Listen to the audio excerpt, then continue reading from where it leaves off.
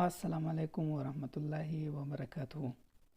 قدرمنو خويندورونو هیلمند یم چې ټول روغ جوړ او د صحت جامې مو پر تن وي.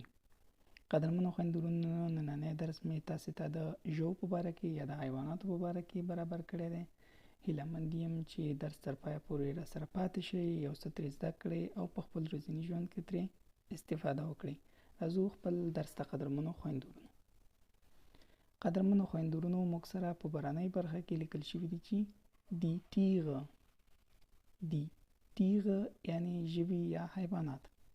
das Schaf یعنی پسه. die Kuh یعنی غوا. das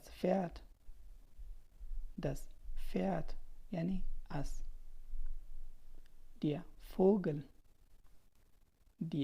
Vogel یعنی الوتونکی یا مرغه.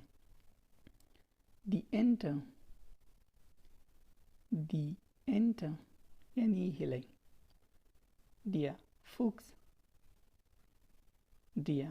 Fuchs یعنی ګیدړه. die Katze یعنی پیشو. der Hamster یعنی موش خرما. der Hund یعنی سپی. der Fisch یعنی ماهی. die Maus یعنی موږک. die Spinne یعنی غڼه. das Kaninchen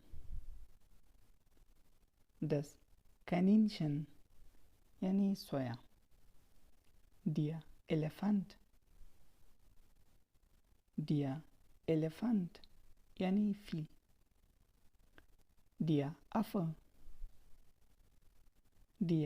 Affe یعنی شادی. das Kamel یعنی اوښ. der Löwe یعنی زمری. der Bär یعنی ایگا یا خرس. die Schlange یعنی مار. der Tiger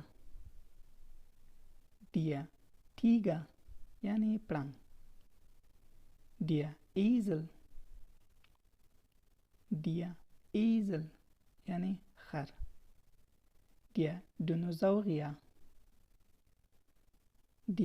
Dinosaurier یعنی ډایناسور، یو پخوانی ژوی. das Reh یعنی هوسۍ.